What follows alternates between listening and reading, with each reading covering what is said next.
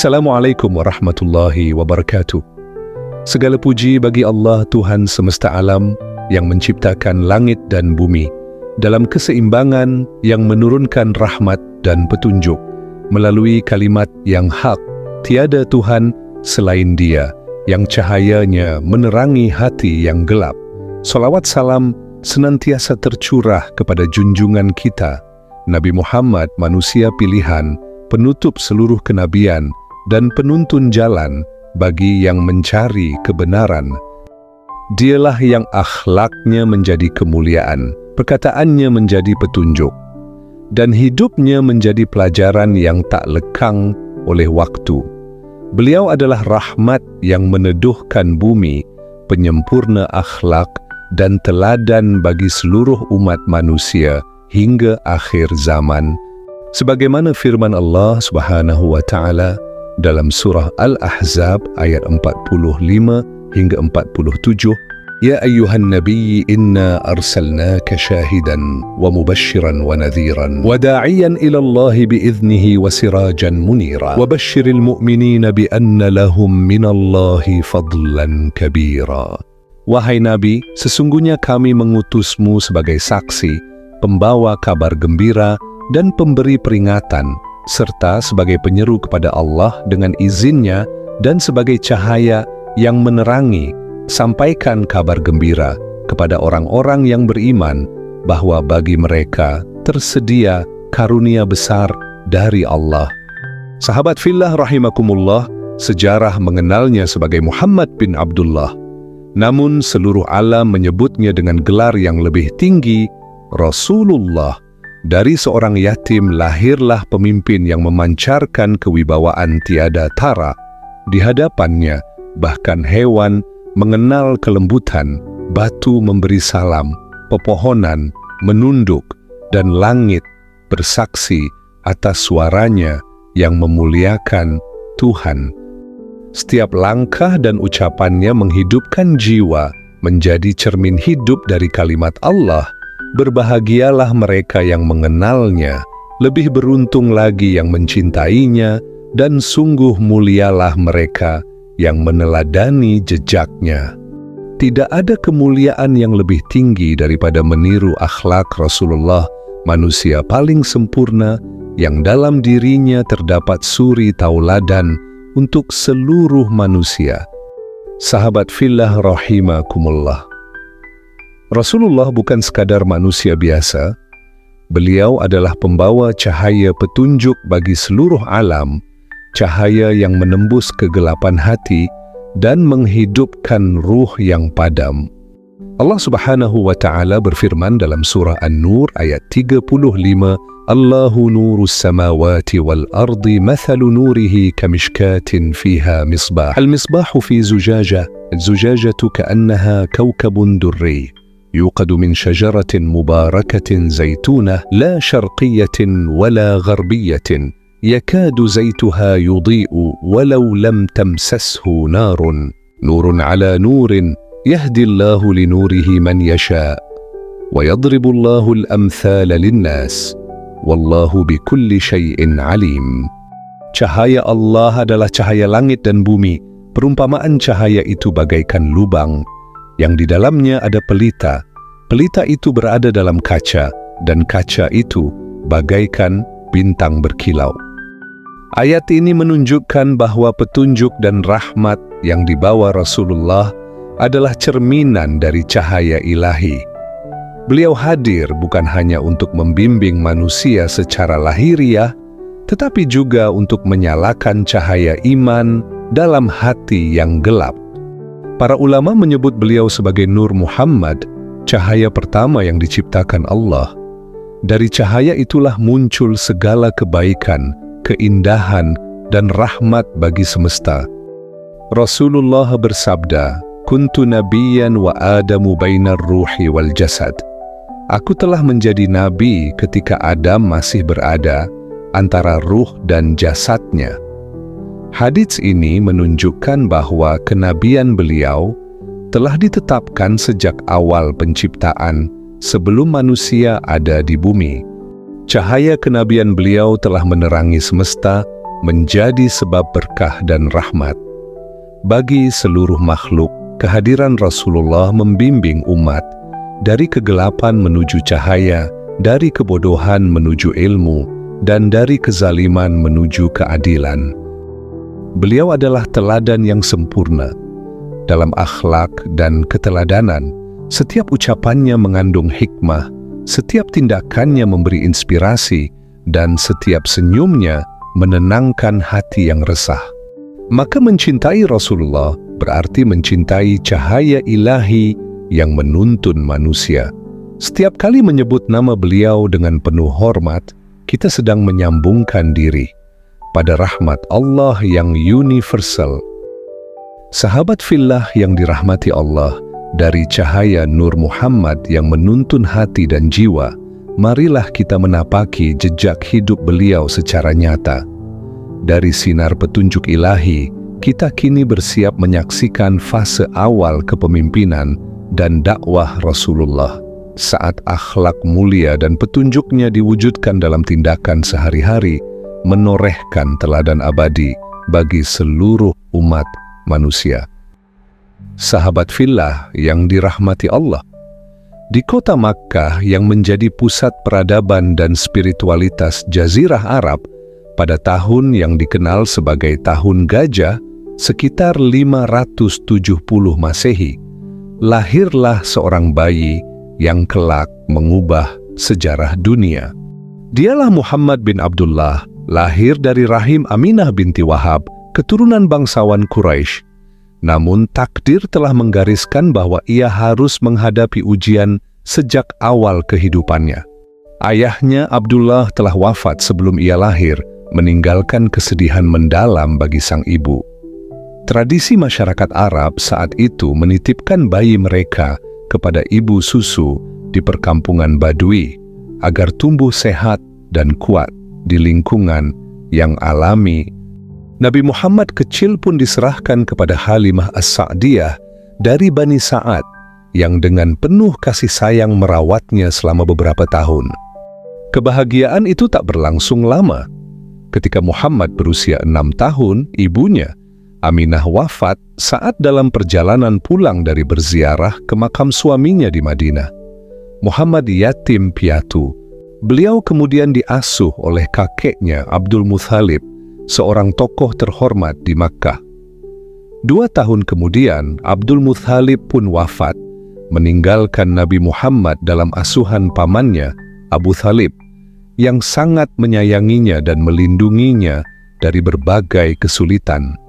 Di masa remajanya, Nabi Muhammad membantu pamannya menggembala kambing dan kemudian ikut berdagang ke berbagai negeri. Dalam setiap aktivitasnya, ia dikenal sebagai seorang yang jujur, amanah, dan berakhlak mulia. Selain itu, Nabi Muhammad selalu menepati janji, tidak pernah berbohong, dan selalu bersikap adil kepada semua orang. Karena itulah, ia mendapat gelar Al-Amin, yang berarti yang terpercaya. Reputasi beliau yang baik menarik perhatian seorang saudagar wanita kaya raya bernama Khadijah binti Khuwailid. Khadijah kemudian melamarnya dan mereka menikah. Pernikahan ini menjadi sumber kebahagiaan dan ketenangan bagi Nabi Muhammad.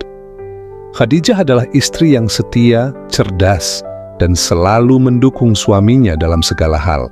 Ketika usia beliau mencapai 40 tahun, beliau sering menyendiri di Gua Hira, sebuah gua kecil di Jabal Nur. Di sana ia merenungkan kehidupan dan mencari kebenaran, menenangkan hati yang gelisah, dan mencari cahaya petunjuk. Nabi Muhammad sangat prihatin melihat kondisi jahiliyah masyarakat Makkah yang mulai jauh dari nilai-nilai kemanusiaan. Banyak yang menyembah berhala, melakukan perjudian, minum minuman keras, dan melakukan perbuatan kejahatan lainnya.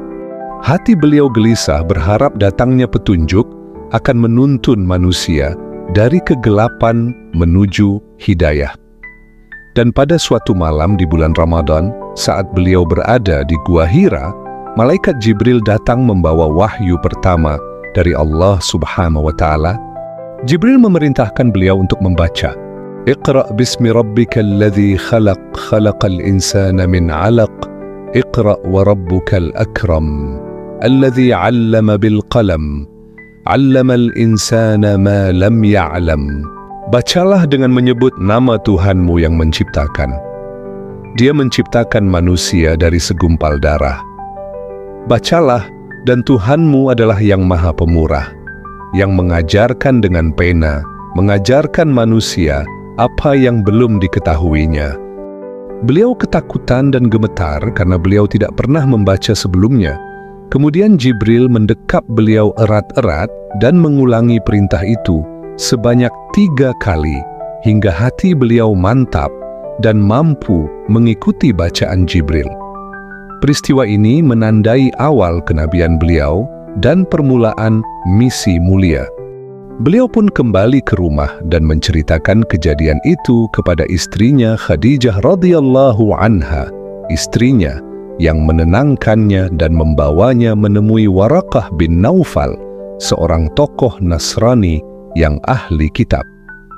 Waraqah meyakinkan bahwa Muhammad benar-benar menerima wahyu dan telah menjadi nabi yang dinanti-nantikan.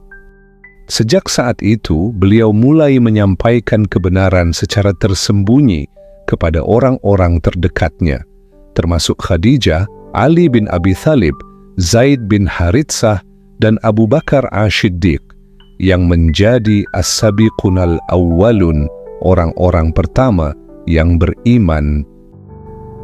3 tahun kemudian, Allah memerintahkan Nabi Muhammad untuk berdakwah secara terang-terangan kepada seluruh masyarakat Mekah. Nabi Muhammad mengumpulkan kaum Quraisy di Bukit Syafa dan menyampaikan pesan tauhid. Namun, seruannya ditolak mentah-mentah oleh sebagian besar kaum Quraisy, terutama para pemimpin mereka yang merasa terancam dengan ajaran baru ini. Mereka mulai melakukan berbagai tindakan kekerasan dan intimidasi terhadap Nabi Muhammad dan para pengikutnya. Beberapa sahabat bahkan terpaksa hijrah ke Habasyah Ethiopia untuk mencari perlindungan dari Raja Najasyi yang adil. Meskipun menghadapi berbagai tekanan dan penolakan, Rasulullah tidak pernah berhenti berdakwah. Ia terus menyampaikan risalah Islam dengan penuh kesabaran dan keteguhan hati. Selama bertahun-tahun, beliau menanamkan nilai-nilai keimanan, keadilan, dan kasih sayang kepada umat manusia. Namun, penindasan terhadap kaum muslimin semakin menjadi-jadi. Puncaknya ketika kaum Quraisy memberlakukan pemboikotan total terhadap Bani Hashim dan Bani Muthalib yang berlangsung selama 3 tahun. Selama masa pemboikotan itu, umat Islam hidup dalam penderitaan yang luar biasa. Mereka terisolasi dari masyarakat Makkah, tidak diperbolehkan berdagang atau menikah dengan siapapun dari luar kabilah mereka. Setelah bertahun-tahun menghadapi penolakan dan siksaan di Makkah, Allah memberikan jalan keluar bagi Nabi Muhammad dan para pengikutnya. Beberapa orang dari Yatsrib datang ke Makkah dan menyatakan keimanan mereka kepada Nabi. Mereka berjanji untuk melindungi Nabi dan para sahabat jika mereka bersedia hijrah ke Madinah. Peristiwa penting ini dikenal sebagai Perjanjian Aqabah 1 dan 2, yang menjadi awal terbentuknya kekuatan umat Islam di luar Mekkah. Pada tahun 1 Hijriah 27 Safar, Nabi Muhammad memerintahkan para sahabatnya untuk hijrah ke Madinah secara diam-diam. Hijrah ini dilakukan untuk menyelamatkan iman dan mendapatkan tempat baru bagi dakwah Islam setelah tekanan dan penyiksaan berat di Makkah. Beliau sendiri menjadi orang terakhir yang hijrah, ditemani oleh sahabat setianya Abu Bakar Ash-Shiddiq. Kaum Quraisy berusaha menghalangi kepergian Nabi dengan berbagai cara, bahkan bersekongkol untuk membunuh beliau pada malam hari. Namun Allah melindungi Nabi dari rencana jahat mereka. Dengan izinnya, Nabi Muhammad berhasil meninggalkan rumahnya tanpa diketahui oleh musuh. Beliau bersembunyi bersama Abu Bakar di Gua Tsur selama 3 hari sebelum melanjutkan perjalanan menuju Madinah. Perjalanan hijrah Nabi Muhammad dari Makkah ke Madinah adalah sebuah peristiwa yang penuh dengan tantangan dan keajaiban. Di tengah panasnya gurun dan ancaman dari kaum Quraisy, beliau tetap tegar membawa risalah suci dengan penuh keyakinan dan tawakal kepada Allah Subhanahu wa Ta'ala. Setelah menempuh perjalanan panjang dan melelahkan, Nabi dan sahabatnya, Abu Bakar As-Siddiq, akhirnya tiba di Madinah. Penduduk kota itu menyambut mereka dengan sukacita dan penuh kasih, menjadikan momen itu sebagai awal terbentuknya masyarakat Islam yang pertama. Penduduk Madinah menyebut diri mereka sebagai Ansyar, para penolong. Sedangkan sahabat-sahabat yang hijrah dari Makkah disebut Muhajirin, orang-orang yang berhijrah. Kedua kelompok ini bersatu dalam ikatan persaudaraan yang kuat, menjadi fondasi umat Islam yang kokoh. Setibanya di Madinah, Nabi Muhammad mulai membangun masyarakat Islam yang berlandaskan persaudaraan, keadilan, dan toleransi. Langkah pertama yang dilakukannya adalah membangun Masjid Nabawi sebagai pusat ibadah dan kegiatan sosial. Kemudian, beliau mempersaudarakan kaum Muhajirin dan Ansyar, sehingga mereka saling membantu dan mendukung satu sama lain. Beliau juga menyusun sebuah piagam yang dikenal sebagai Piagam Madinah. Piagam ini merupakan konstitusi negara Islam pertama di dunia yang mengatur kehidupan masyarakat dengan keadilan dan persaudaraan.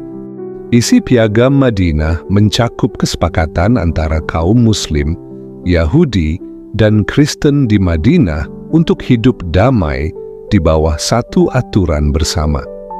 Setiap kelompok diberikan hak dan kewajiban yang sama di hadapan hukum.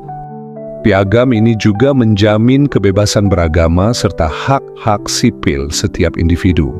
Tidak ada paksaan dalam keyakinan dan semua warga memiliki kewajiban untuk menjaga keamanan serta ketertiban di Madinah. Dengan Piagam Madinah inilah Nabi Muhammad meletakkan dasar-dasar pemerintahan Islam yang berkeadilan, penuh toleransi, dan menjadi teladan bagi peradaban dunia hingga kini. Sahabat fillah yang dirahmati Allah, meskipun telah hijrah ke Madinah, kaum Quraisy tidak berhenti mengganggu dan mengancam umat Islam. Mereka terus berusaha menghancurkan dakwah Rasulullah dan mengembalikan kaum Muslim kepada keyakinan jahiliyah. Situasi ini membuat Rasulullah harus mempersiapkan kaum Muslim untuk menghadapi ancaman tersebut. Hal ini menyebabkan terjadinya serangkaian peperangan antara kaum Muslim dan kaum Quraisy. Perang pertama yang tercatat dalam sejarah Islam adalah Perang Badar, sebuah peristiwa yang menjadi tonggak kemenangan kaum muslimin melawan kezaliman. Di lembah Badar yang sunyi itu, pasukan kecil kaum muslim berjumlah sekitar 313 orang berhadapan dengan 1.000 pasukan Quraisy yang lengkap dengan perlengkapan perang. Namun Rasulullah tidak mengandalkan jumlah atau kekuatan, melainkan pertolongan Allah dan keikhlasan hati para sahabatnya. Dengan semangat tauhid dan keyakinan yang teguh, mereka maju ke medan laga, dan di sanalah Allah menurunkan pertolongannya. Pasukan malaikat turut berperang, meneguhkan hati kaum muslimin, hingga akhirnya kemenangan besar diraih. Sahabat fillah yang dirahmati Allah, Perang Badar bukan sekadar kemenangan militer, tapi simbol keagungan iman bahwa kekuatan sejati tidak terletak pada jumlah pasukan, melainkan pada keyakinan dan keikhlasan di jalan Allah. Dan setelah kemenangan gemilang di Perang Badar, ujian berikutnya kembali datang untuk menguji keimanan kaum muslimin. Setahun kemudian, tepatnya tahun 3 Hijriah, terjadi Perang Uhud. Dalam peperangan ini, kaum muslimin menghadapi pasukan Quraisy yang datang dengan jumlah lebih besar dan persiapan yang lebih matang. Namun, di tengah pertempuran sengit itu, sebagian pasukan pemanah tidak mematuhi perintah Rasulullah untuk tetap di posisi mereka. Mereka turun dari bukit karena mengira peperangan telah usai dan kemenangan sudah pasti di tangan mereka. Akibatnya, pasukan Quraisy berhasil memukul balik dan menyebabkan kaum muslimin mengalami kekalahan. Peristiwa ini menjadi pelajaran yang sangat berharga bahwa ketaatan kepada pemimpin adalah kunci pertolongan Allah. Sahabat fillah yang dirahmati Allah, setelah ujian berat di perang Uhud, kaum muslimin tidak patah semangat. Mereka justru semakin kuat dalam iman dan semakin kokoh dalam persaudaraan. 2 tahun kemudian, tepatnya tahun 5 Hijriah, terjadi Perang Khandaq, atau disebut juga Perang Ahzab. Dalam perang ini, kaum Quraisy bersama sekutu-sekutunya bersekongkol untuk menghancurkan umat Islam dan mengepung kota Madinah dengan jumlah pasukan yang sangat besar.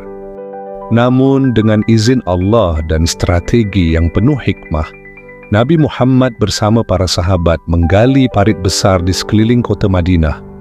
Ide yang terinspirasi dari sahabat Salman Al-Farisi.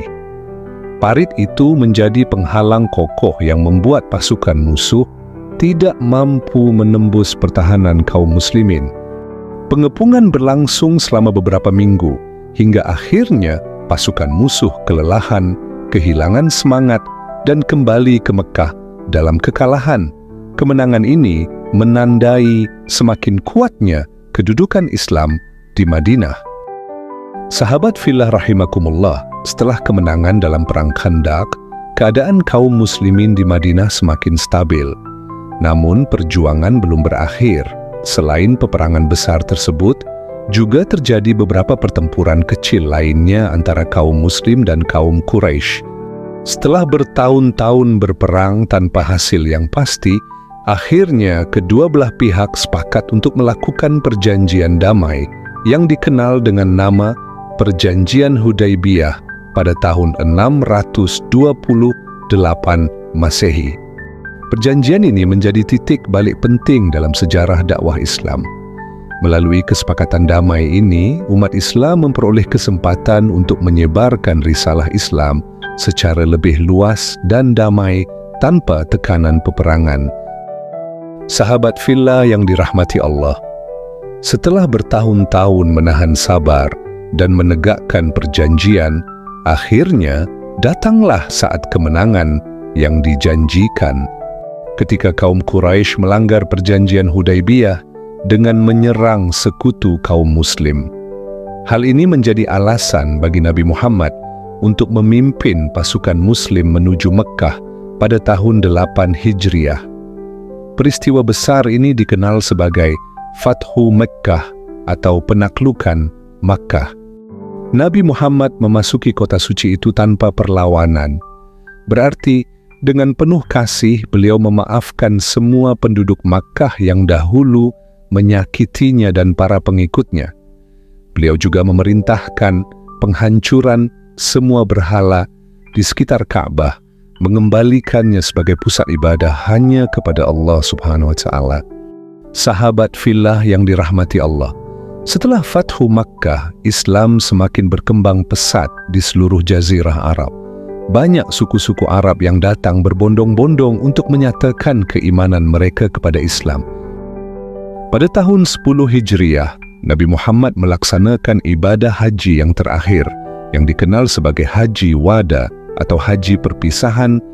Dalam khutbahnya di Arafah, Nabi Muhammad menyampaikan pesan-pesan terakhirnya kepada umat Islam, yang berisi tentang pentingnya persatuan, persaudaraan, keadilan, dan kesetaraan. Tidak lama setelah kembali dari Haji Wada, tubuh Rasulullah mulai terasa lemah. Beliau kerap menahan rasa sakit sambil tetap tersenyum pada para sahabatnya. Meski tubuhnya melemah, semangat beliau dalam berdakwah dan mengingat Allah tidak pernah surut sedikit pun. Hari demi hari, demam yang beliau derita semakin tinggi. Namun Rasulullah tetap berusaha hadir memimpin salat berjamaah bersama para sahabat. Suaranya mulai lirih para sahabat pun menyadari hal ini. Mereka menangis karena tahu bahwa sang kekasih cahaya, penuntun mereka selama ini, akan pergi meninggalkan mereka hingga pada suatu pagi yang sunyi dan tenang. Demam itu semakin berat. Tubuh beliau terasa semakin lemah, wajah Rasulullah memucat, namun sorot matanya tetap penuh cinta. Tatapan itu seolah ingin menyampaikan pesan terakhir bahwa kasih sayangnya kepada sahabat dan umatnya abadi, tak pernah sirna. Hingga akhirnya pada hari Senin 12 Rabiul Awal tahun 11 Hijriah, mata yang paling mulia itu perlahan terpejam di pangkuan Aisyah radhiyallahu anha. Suasana Madinah pun berubah sunyi, seolah langit dan bumi berhenti bernafas. Wafatlah kekasih Allah, Rasul yang dirindukan langit dan bumi. Tangisan pun pecah, bukan hanya dari manusia, tapi dari hati seluruh alam ini menangisi kepergian cahaya penuntun umat. Suasana Madinah pun dipenuhi tangisan dan duka yang mendalam. Umar bin Khattab bahkan tidak percaya bahwa Rasulullah telah wafat, hingga hampir saja terjadi kekeliruan pada diri para sahabat. Namun Abu Bakar menenangkan para sahabat dengan kata-katanya yang abadi. Barang siapa menyembah Muhammad, ketahuilah bahwa Muhammad telah wafat. Dan barang siapa menyembah Allah, maka sesungguhnya Allah Maha Hidup dan tidak akan pernah mati. Beliau juga melanjutkan dengan membaca surah Ali Imran. Muhammad itu tiada lain hanyalah seorang Rasul. Sungguh telah berlalu sebelumnya beberapa Rasul. Apakah jika dia wafat atau dibunuh, kalian akan berbalik ke belakang, murtad? Barang siapa berbalik ke belakang, maka ia tidak akan merugikan Allah sedikit pun. Dan Allah akan memberi balasan kepada orang-orang yang bersyukur. Selamat jalan, wahai kekasih Allah, pengikat hati kami, penuntun hidup kami. Engkau telah pergi meninggalkan dunia, tapi cintamu kekal, menuntun kami menuju surganya Allah. Dan sejak hari itu, bumi kehilangan insan terbaiknya, langit seakan redup menunduk dalam kesedihan, dan setiap hati yang mencintainya merasa seolah separuh jiwanya ikut pergi. Namun cinta kepada beliau tak pernah mati. Ia terus hidup dalam salawat, dalam doa, dan dalam setiap napas umat yang merindukannya. Sahabat fillah yang dirahmati Allah, sebelum menutup mata, Rasulullah mewariskan pesan abadi kepada umatnya. Beliau bersabda, Qala Rasulullah sallallahu alaihi wasallam, Taraktu fikum amrain, lan tadillu ma tamassaktum bihima, kitab Allahi wa sunnata nabiyyih. Aku tinggalkan untuk kalian dua perkara. Jika kalian berpegang teguh kepada keduanya, kalian tidak akan tersesat selamanya, yaitu kitab Allah dan sunnahku. Beliau juga bersabda, Ashaddu ummati li hubban man ja'a min ba'di, yawaddu ahaduhum law ra'ani bi ahlihi wa malih. Umatku yang paling mencintaiku adalah orang yang datang setelahku. Mereka sangat ingin melihatku, meskipun harus menukar keluarga dan hartanya. Allahumma salli wa sallim wa barik ala nabiyyina Muhammad. Ya Allah, limpahkanlah rahmat, keselamatan, dan keberkahan atas Nabi kami Muhammad. Cahaya risalah Nabi Muhammad Shallallahu Alaihi Wasallam akan terus bersinar menerangi jalan kehidupan. Mari kita sambut cahaya itu dengan hati yang bersih, pikiran yang jernih, dan tindakan yang nyata. Semoga syafaat Rasulullah senantiasa menyertai kita semua. Amin.